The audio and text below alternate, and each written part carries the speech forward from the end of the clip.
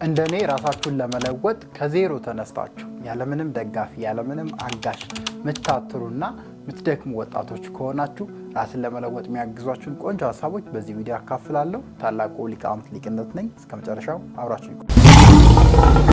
ራስን መለወጥ የብዙዎቻችን ትኩረት ነው ብዬ አስባለሁ። በዚህ ገጽ ላይም ብዙ ጊዜ የምናወራው ስለ ራስን መለወጥ ነው። በባህሪ፣ በማንነት፣ በአስተዳደግ፣ በገንዘብ በፈለግነው መልኩ ራሳችን ለመለወጥ ምንፈልግ ምንተጋ ሰዎች እንኖራለን እና ምን አይነት እርምጃዎችን ነው መሄድ ያለብን የሚለው ወሳኝ ነገር ነው። ራስን መለወጥ ከባድ ነው። ስፔሻሊ የሚያግዛችሁ ሰው አብሯችሁ የሚለፋ በገንዘብ የሚያግዛችሁ በሀሳብ የሚያግዛችሁ ደጋፊ ከሌላችሁ ፕሮሰሱ ከባድ ይሆናል። እኔም ከእንደዚህ አይነት ቦታ ላይ ነው መጀመሪያ ራሴን ማሳደግ የጀመርኩት። ስፔሻሊ ራስን ከመለወጥ ሞቲቬሽናል ከሆኑ ኢንስፓይሬሽናል ከሆኑ ነገሮች ጋር የተገናኘሁት ዩኒቨርሲቲ ተማሪ እያለሁ ነው እና ብዙ ሰዎች እንደኔ አይነት ቦታ ላይ እንደሚጀምሩ እርግጠኛ ነኝ። እንደዛም ቢሆኑ ደግሞ ሀሳብ የሚሰጣቸው ሰው ይፈልጋሉ። እኔ ደግሞ አንዱ ለእንደዚህ አይነት ነገር የተሰራ ሰው ስለሆንኩ ፈጣሪንም አመሰግናለሁ በዚህ አጋጣሚ።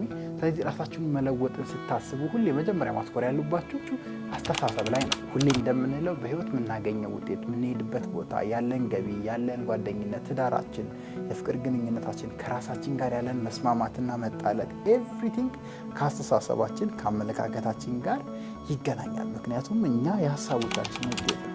የምናስበውን ነገር ነው ኢሞሽናሊ ኢንተርናላይዝ አድርገን በአክሽን ዋይዝ በተግባር ገልጸን እዚህ ምድር ላይ ሪያሊቲያችንን የምንኖረው። ስለዚህ ኢማጂኔሽናችን ውስጥ አእምሯችን ውስጥ ክሬት የምናደርገው አስተሳሰብ ቢልት የምናደርገው አስተሳሰብና አመለካከት ራስን ለመለወጥ ወሳኝ ነው። ስለዚህ አስተሳሰባችን ስንል ስፔሻሊ ለማደግ ለመለወጥ፣ አንተ ራስን ለማሳደግ አንቺ ራስሽን ለማሳደግ ያላችሁ እይታ በተቻላችሁ አቅም ፖዚቲቭ መሆን አለበት።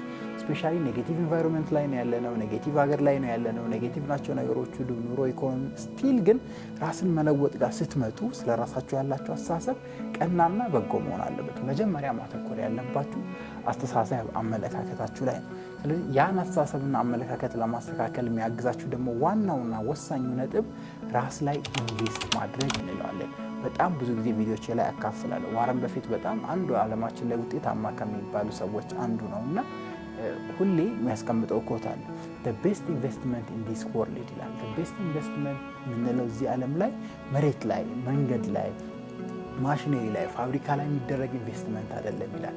the best የሚባለው ኢንቨስትመንት ለሰው ልጅ ራሱ ላይ ኢንቨስት የሚያደርገው፣ አእምሮ ላይ ኢንቨስት የሚያደርገው፣ አስተሳሰቡ ላይ፣ ባህሪው ላይ ኢንቨስት የሚያደርገው ኢንቨስትመንት ነው ቤስት ኢንቨስትመንት እዚህ ምድር ላይ የሚባለው ላይ ያስቀምጣልና ሁሌም ማትኮር ያለባችሁ ራስ ላይ ኢንቨስት ማድረግ ነው። ስፔሻሊ ደጋፊ ከሌላችሁ፣ የሚያግዛችሁ ገንዘብ የሚሰጣችሁ በሀሳብ የሚያግዛችሁ ሰው ከሌለ ብቸኛው ያላችሁ አማራጭ ራሳችሁ ላይ ኢንቨስት አድርጋችሁ ራሳችሁን አሳድጋችሁ በእውቀት፣ በክህሎት፣ በስኪል ስማርት በመሆን በፋይናንሻል ኢንቴሊጀንስ ሊሆን ይችላል። በተለያዩ ነገሮች ራሳችሁ ላይ ኢንቨስት በማድረግ ራሳችሁን በማሳደግ ነው ራሳችሁን መለወጥ የምትችሉት። እኔ ያን ጉዞ ነው ዩኒቨርሲቲ 2007 ላይ ያለ የጀመርኩት። ዶክተር ሲቫህ የሚባል አስተማሪ ያገኘው ሜንተር እና የተለያዩ ሞቲቬሽናል ኢንስፓይሬሽናል ቪዲዮዎችን ክላስ ውስጥ ክፍል ውስጥ ያሳየንን እና ሲወጣ ጠይቋለሁ ስለ ቪዲዮዎቹ ምን አይነት መንገዶችን መሄድ እንዳለብኝ በህይወት። እሱ ፒኤችዲ ዶክተሬት ሌቭል የደረሰ ዶክተር ነው እዛ ሐዋሳ ዩኒቨርሲቲ እና ብዙ ላይፍ ኤክስፒሪየንሶች ነበሩት። እናወራ ነበር።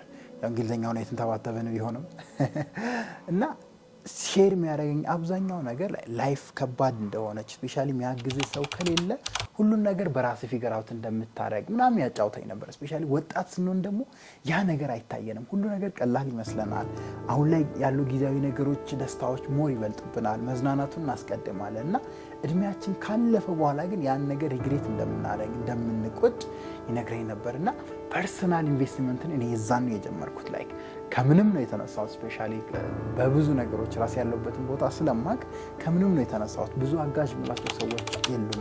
ስፔሻሊ ፋሚሊ የምላቸው አሪፍ ናቸው፣ ጥሩ ስታትስ ላይ ያላቸው፣ ራሳቸውን ሞር የሚያስተዳድሩ ናቸው። ግን እንደሚባለው ሳይሆን ሞር እኔን ኢሊቬት ለማድረግ ትልቅ ቦታ ለማድረስ የሚደርስ አይነት አቅምም አልነበራቸውና ራሴን በራሴ ነው ያወጣው። ስለዚህ ራሳችሁን ለማውጣት የምትፈልጉ ከሆነ አስተሳሰባችሁ ላይ ማትኮር የመጀመሪያውና ዋነኛው ነገር ነው።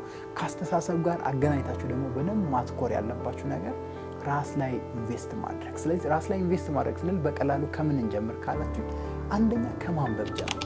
በነገራችን ላይ እዚህ ምድር ላይ ማንኛውም የተደረገና ወደፊትም ሊደረግ የሚችል ሀሳብ ካለ መጽሐፍ ውስጥ ተደብቋል ይባላል። የሆነ መጽሐፍ ውስጥ ተደብቋል። እናንተ ልታገኙት፣ እናንተ ያን ሀሳብ አውጥታችሁ መጠቀም ካለባችሁ መጽሐፉ ማንበብ አለባችሁ። እኔ በጣም መጥፎ ማስታወሰው ትዝታ አለኝ 11ኛ ክፍልና ከኢትዮጵያውያን ሚስጥር መደበቅ ከፈለግ መጽሐፍ ውስጥ ደብቅ የሚባል አባባለን እና ላይክ ምን ያህል ለማንበብን እንደማንነሳሳ ማንበብን እንደምንጠላ ያሳይ አባባል ነውና ያቺን አባባል ጽፌ አስቀምጬ አስታውሳለሁ። ኬሚስትሪ አስተማሪ ጋር ተጣልቻለሁ ምናምን።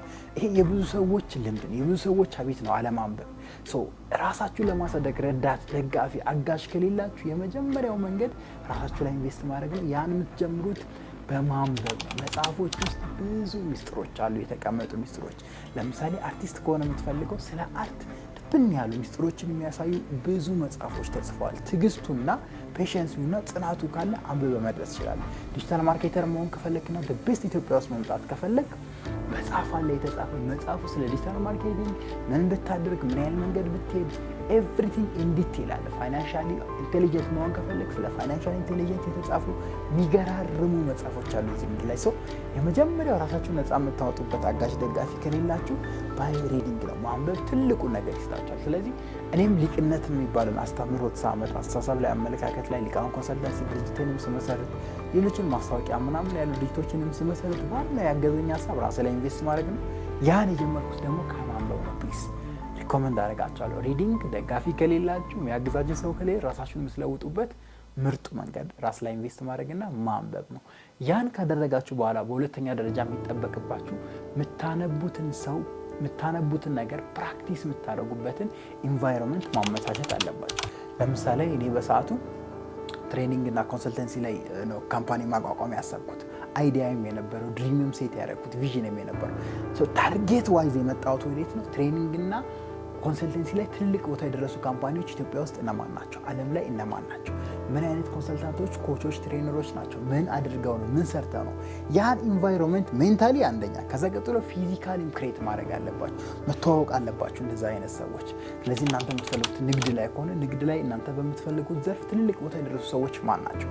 አንብባችኋል፣ እውቀቱን አካብታችኋል። ፕራክቲስ ለማድረግ ወደ መሬት ለማውረድ ደግሞ ማን እንደዛ አይነት ኤክስፒሪየንስ አለው ሚሊዮን ከነሱ ጠጋ እያላችሁ በትሬኒንጎች እየወጣችሁ እየሄዳችሁ ፍጥጥ ብላችሁ ሱቅም ያላችሁ ትልልቅ ድርጅት ያላቸውን ቦታዎች ሊሆን ይችላል። እኔ ሄድ ነበር፣ በእርግጠኛ ሄድ ነበር። እኔ ከ4-5 ዓመት በፊት ሄዳለሁ። ቀጥታ ትልቅ ኮንሰልተንሲ ካምፓኒ የሚባለው ጋር ሄጄ ማን ነው ኃላፊው ሲኢኦ ማን ነው እንደዚህ ሊቃውንት እባላለሁ የአንዲት ስልጠና ካምፓኒ ለመሰረት ሀሳብ አለኝና ምን አይነት ሪኮሜንዴሽኖች አሉ እንዴት መሆን ነው ሙሉ ውጤታማ መሆን ነው ሪሊ ነው ብላችሁ እኔ አዲስ አበባ ውስጥ ያልገባሁት ቪዲዮ የለም ከተማ ውስጥ ማለት እና ያን በማድረግ አፕሮች በማድረግ ኢንቫይሮንመንቱን ክሬት ማድረግ አለባችሁ። ይህን በማድረግ ራሳችሁን ነፃ ማውጣት ራሳችሁን ማሳደግ ትችላላችሁ። ከባድ ነው አውቃለሁ፣ ግን ይቻላል። ስለዚህ ኢንቫይሮንመንቱን ካመቻቻችሁ እናንተ አንብባችሁ ሬዲ ከሆናችሁና አክት ማድረግ ከጀመራችሁ በእርግጠኝነት በፕሮሰስ በሂደት ራሳችሁን የምትለውጡበትን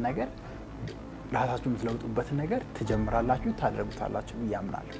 ከዛ በመቀጠል በሶስተኛ ደረጃ ማድረግ ያለባችሁ ራስን ለመለወጥ አሁን አጋዥ ረዳት የለኝም ካላችሁ ጋይስ ሶሻል ሚዲያ ኢንተርኔት። እኔ ሊቃውንት ኮንሰልተንሲም ሌሎች ካምፓኒዎችም የተጀመሩት ኢንተርኔት ላይ በየቀኑ ትንሽ ፖስት ከማድረግ ነው።